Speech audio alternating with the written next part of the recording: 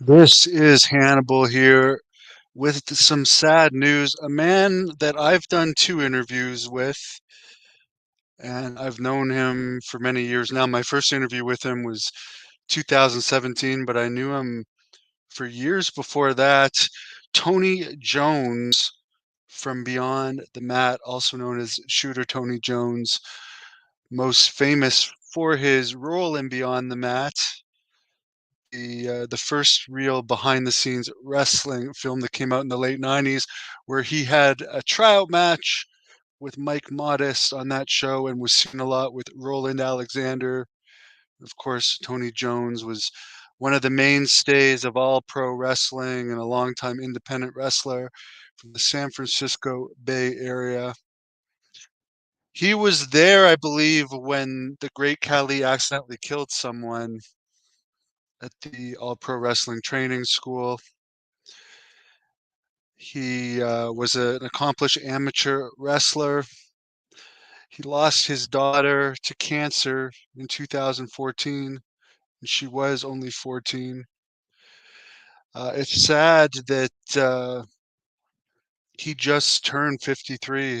His birthday was the first day of WrestleMania, day one of WrestleMania this year. It's unknown how what was his cause of death. The last contact I had with him was, I guess I had a health issue last July and he had reached out to me about that. We had some brief contact. I had no idea there was anything wrong with him. If you look in the description of this video, I put the links to my two interviews with him. Also, just last year, both John Paz and Jack Kilby did an interview with him for this channel. So it's shocking that he passed away.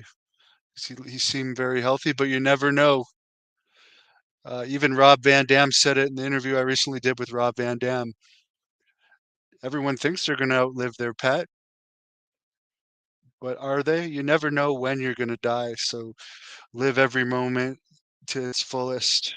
And I'm really, really sorry to hear that he passed away.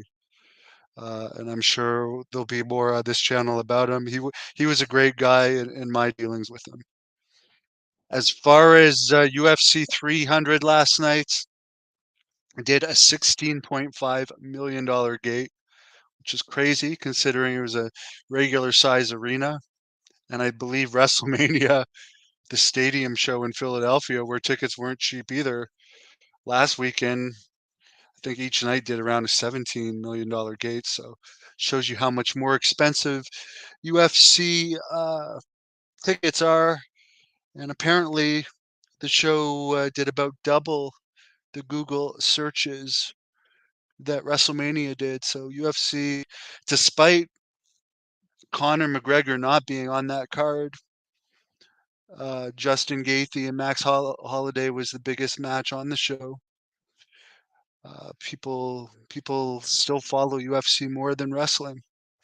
Speaking of wrestling, the Fairmont Hotels issued an apology to Chelsea Green after she was booted out last week. I believe it was the one in New York due to people thinking she was an escort. So there you go. Chelsea Green back with WWE now after being in Impact and floating around the Indies for a long time. And I think she's having her best run these days. I also have an interview with Chelsea Green on this channel.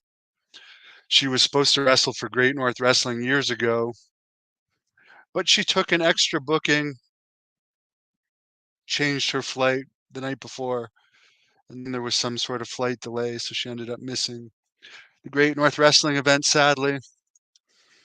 She was supposed to wrestle Lady Yasmin, who is one of the most popular independent women wrestlers of all time, if you consider the amount of hits she has on this channel. As far as Canadian independent wrestlers, she has millions and millions of hits on this channel. She quit wrestling now, but I'm still proud that like how many women wrestlers have so many matches with millions and millions of hits. But it's too bad, and I don't want to digress. But Yasmin was supposed to wrestle Chelsea Green, Tessa Blanchard, and Jordan Grace at various times. And I can only imagine how many hits those videos would have. But she was like cursed the travel issues always came up with her opponents. Sadly, she never actually wrestled like a name opponent, and she quit wrestling after having a WWE tryout in the year that they did SummerSlam in Toronto. Spooky always wondered what's up with him and the other dude. Well, if you want to know what was up with Tony Jones, look in the description. Uh, Click on the links. He did very detailed interviews on this channel, and Mike Modest did 2 interviews on this channel last year too. One with Jack Kilby, one with John Paz as well. So again, I'm very, very sorry to hear about his passing. One of the legends of the San Francisco wrestling area, just for the fact that that movie is so legendary and wrestling was so popular when that movie came out. And it's sad that he passed away at 53, and I hope that his family was okay. I definitely think he had another kid that was trying to start a YouTube channel.